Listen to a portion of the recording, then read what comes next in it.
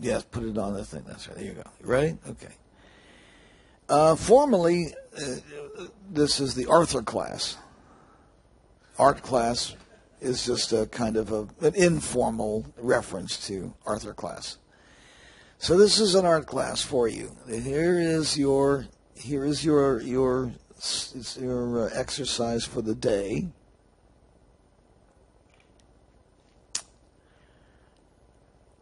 You can do this indoors or outdoors. What you want to do is get a plant between you and a light source, not the sun. I mean, let's be sensible about this. Don't be staring at the sun and tell them I told you to do that. Take a light source of some kind. It can be artificial or it can be daylight, like just coming through a window or something like that. Put a plant between you and the light source, any plant at all, so that the plant is pretty much silhouetted, not entirely silhouetted, but pretty much silhouette.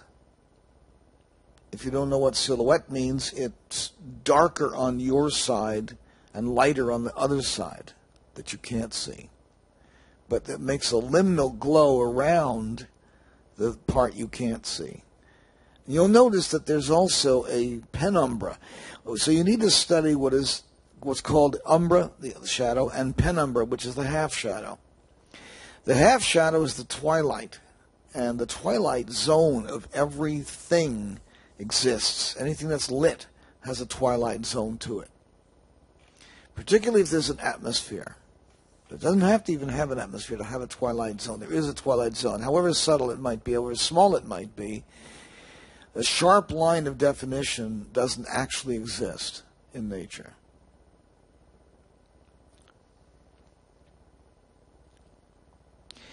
I refer you to a book that will help you to understand something about this subject. It's called, Zelazny, it's called Jack of Shadows. Isn't that Roger Zelazny? Yeah, it is.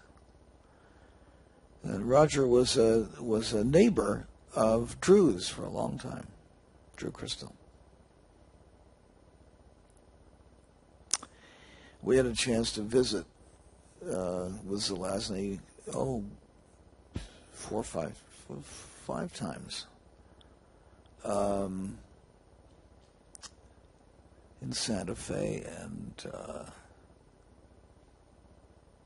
once in Albuquerque. He picked us up at the airport. We got stranded at the airport somehow, and he came and picked us up, brought us to Santa Fe, to Bishop's Lodge Road. Whew. That's only been 40 years. Holy God. Bishop's Lodge Road. Thunder Bear Gallery. It was right on the plaza. That was Martin Silverwolf's gallery.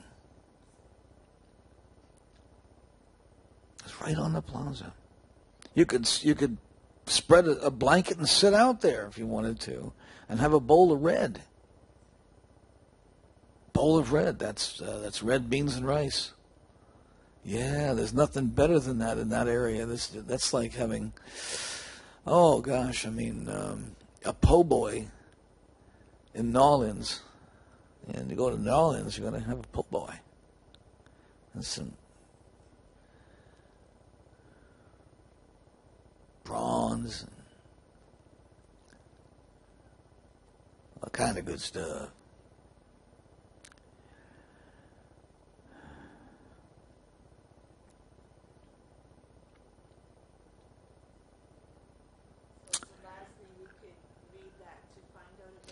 Just understand what the half shadow is about, what that half world, the twilight zone, is about. There's a series called Twilight. I suppose it's a vampire series that they're very popular.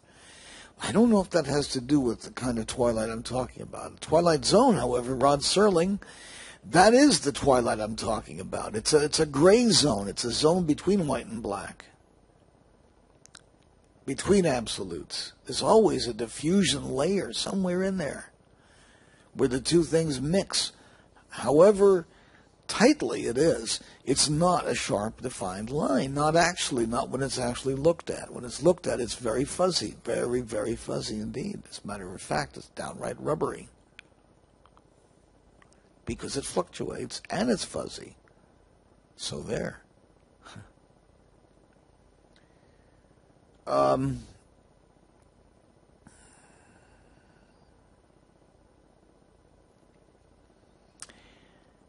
Can sound waves become solids? The answer is, look around you.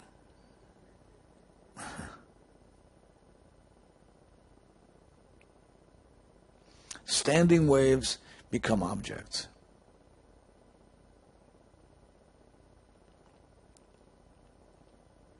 Bumps.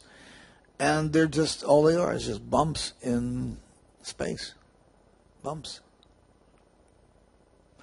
So you're studying this plant, this organic plant, some kind of plant, some kind of organic plant. Hopefully organic. It doesn't have to be. It could be plastic. If you have, that's all you've got is plastic. Use it.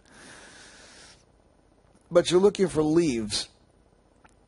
I want you to notice, put another plant there with a different kind of leaf. These plants should be about this big. They don't have to be very big. They can be about maybe 18 inches high or 24 inches high. They don't have to be very big. But the light source is on the other side of that, not necessarily aimed at you, but just so that this plant is thrown into shadow on your side.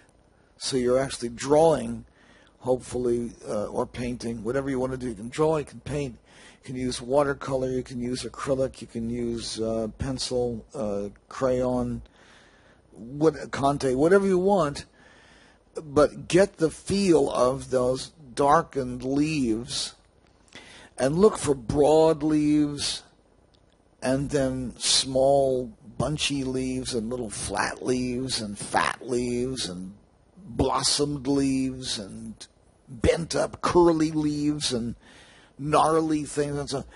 And not just leaves, but there's also, like, for instance, if you get something like a bean or pea plant, it will have little spiral things on it and stuff like that. That's kind of interesting thing.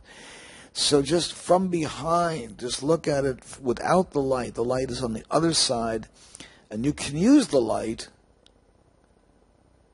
to light up your leaves, to light up your stems and stalks and so forth.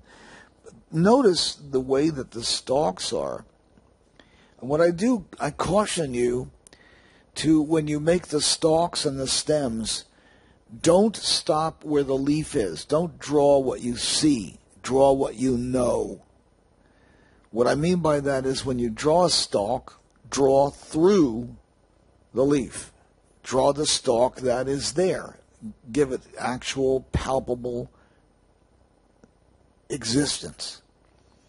Is there a leaf in front of it? Fine, then draw the leaf in front of that.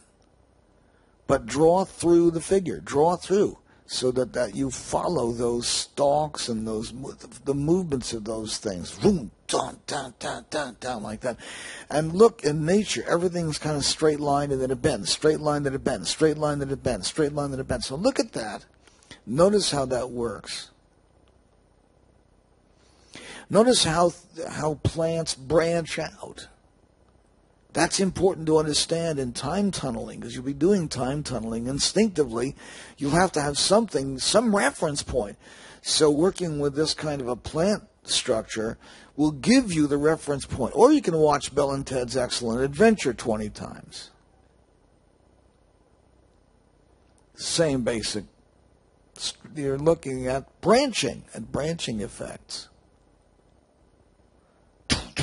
Like that. Branching.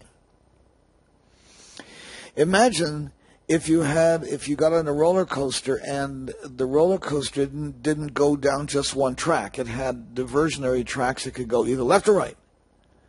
And then from that one it could go left or right. And then from that one it could go left or right. So you have all these different divergences. Pretty soon you have the most amazingly complex track out there.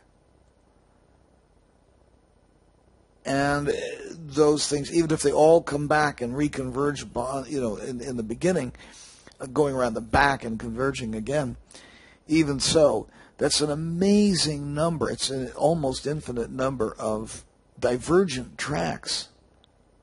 If they diverge even just only every, let's say, 30 seconds.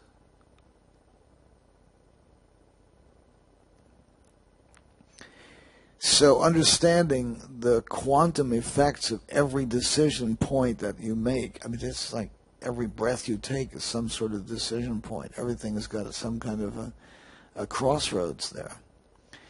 Mostly those crossroads are all smushed out because they're so small that they don't make any actual difference. Not any actual difference.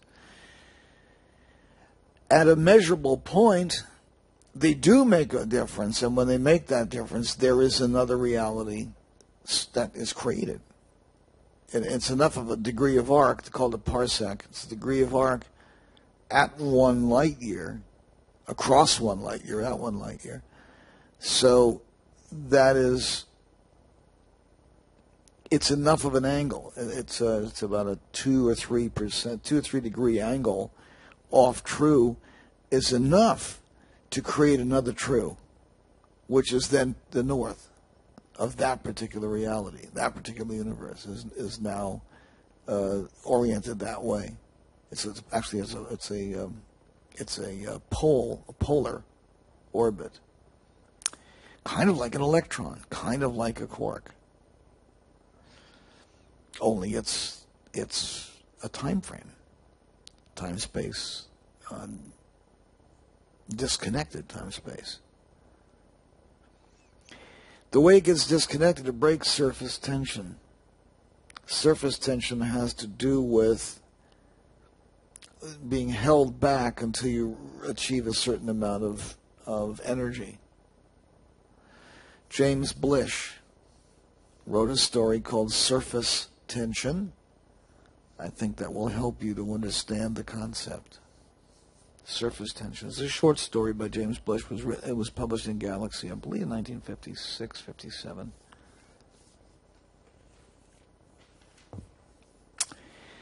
Let's see what else. Oh, yes. So keep varying the sizes and shapes of the leaves of the plants you put in front. And do at least 6, 7, 8 different plants in front of you with this exercise. But in each case, use exactly the same medium and the same technique, same style. Don't vary your style every time you put a new plant up there. That's the mark of a newbie.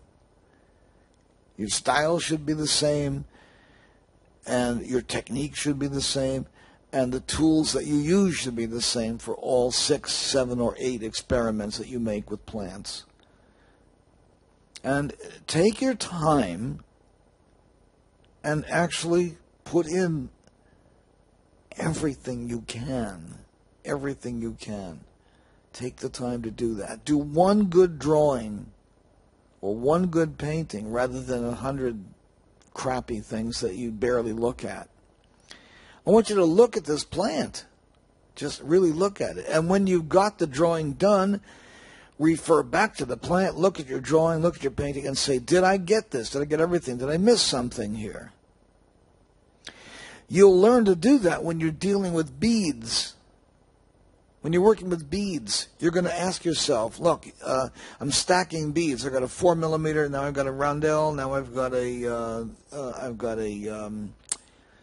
daisy, now I've got my main bead, and now I've got another daisy, and I've got another roundel. Oh, look at that, I'm missing my 4 millimeter round. Oh, so you pick up the details of each element. Elements are broken down into sub-elements. And those sub-elements are subordinated into even further, sometimes, elements, such as paddles. So there's a decadence